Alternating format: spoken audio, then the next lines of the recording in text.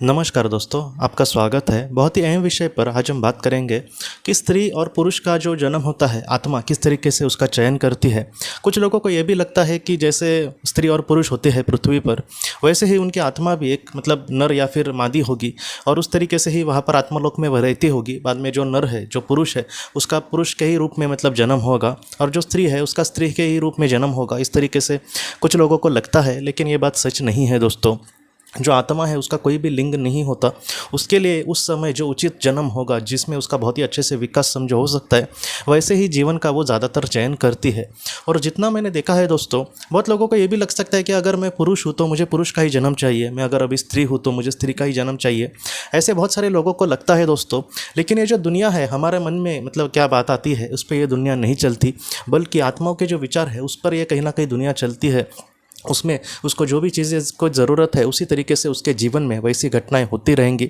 उदाहरण के तौर पर मैं आपको सच कहूँ तो जितना मैंने इसमें रिसर्च करने की कोशिश करी है, मैंने एक बात देखी है दोस्तों कि जो आत्मा है उसको सारी चीज़ें सीखनी पड़ती है। जैसे हम स्कूल में होते हैं, स्कूल में हम किसी कोई गणित में अच्छा हो सकता है, कोई साइंस में अच्छा हो सकता है, लेकिन उसको ये दो ही विषय नहीं दिए जाएंगे। उसको सारी चीज़ें जैसे हिस्ट्री, ज्योग्राफी वगैरह ऐसे बहुत सारे विषय उसके सामने रखे जाएंगे और उन सारी चीज़ों को सीख कर ही वो अगली कक्षा में जा सकता है।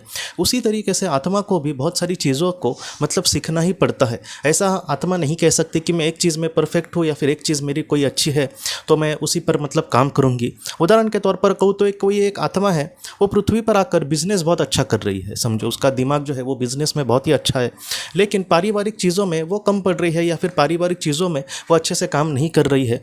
तो अगर बिजनेस में अच्छी है तो उसी तरीके से उस आत्मा को मोक्ष मिलने जाएगा, ऐसे नहीं होता। उसको अगर वो जिस चीज़ में अच्छी है उससे उसका विकास होगा ही, लेकिन चीज़ में वो कमज़ोर है, उन सारी चीज़ों को उसको अपने आप को मजबूत बनाना होगा, उसमें थोड़ा सा मेहनत करने की ज़रूरत होगी। तो इसी तरीके से हमें एक इंसान पुरुष और स्त्री के जन्म को देखने की कोशिश करनी होगी।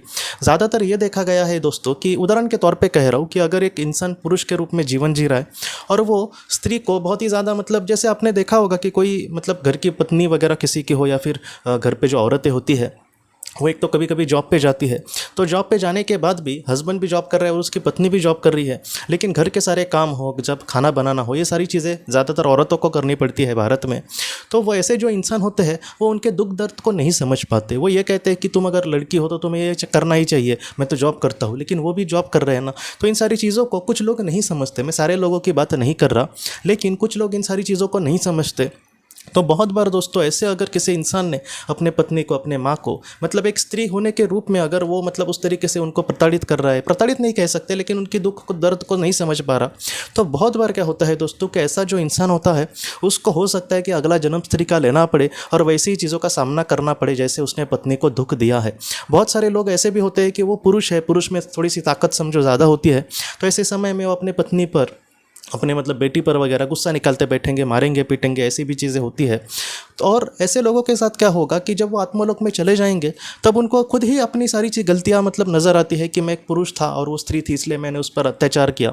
तो इसलिए दोस्तों उसका पाप कुछ इस तरीके से जमा होते जाएगा। ऐसे बहुत सारे केसेस मैंने देखे, इसलिए कह रहा हूँ कि उनको क्या करना पड़ता है, बाद में स्त्री का जन्म लेके वैसे ही उनको घटिया पति मिलेंगे और वो उन पर गुस्सा निकालते बैठेंगे। तो इस तरीके से जो स्त्री और पुरुष का जन्म है, हमेशा ही आत्मा के विकास किस तरीके से होगा ये नहीं देखा जाएगा, बल्कि उसने जो कर्म किए हैं उसका फल मिलने के लिए भी ऐसे जो जीवन है उसको लेने ही पड़ते हैं, चाहे या फिर ना चाहे। तो इस तरीके से चीज़ें होती है।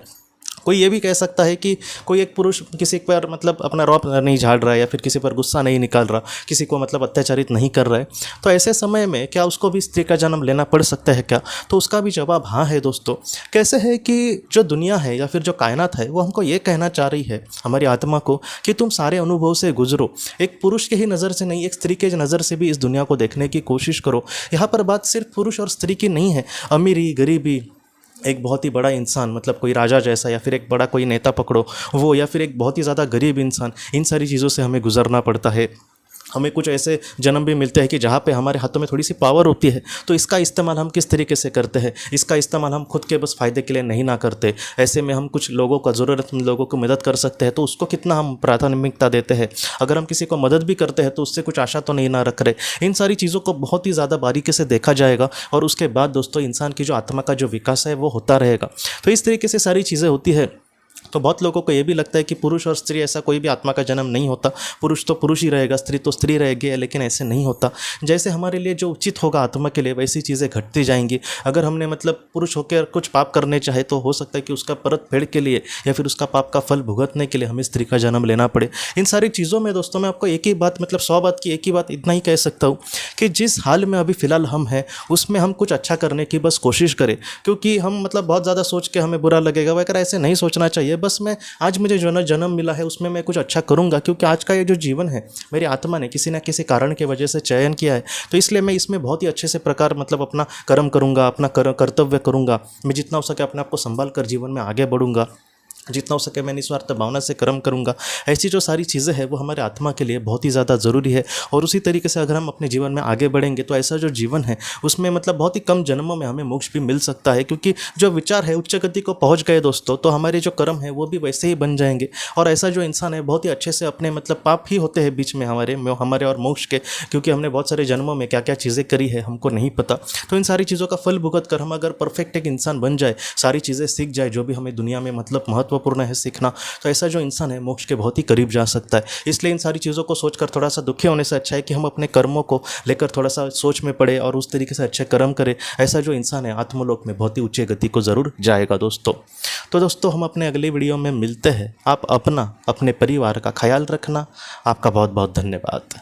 अगर आपने किसी अपने को खोया है और अगर आप किसी जेन्युइन भरोसेमंद थेरेपिस्ट की तलाश कर रहे जो आपके अपनों के संदेश आपको दे सके, तो आप इस नंबर पर व्हाट्सएप मैसेज कर सकते हैं। हम जितना हो सके आपको किसी अच्छे थेरेपिस्ट के बारे में बताने की कोशिश करेंगे जो आपको बहुत ही अच्छे से संदेश दे और आप अपने जीवन में आगे बढ़ पाए। आपका बहुत बहुत धन्यवाद।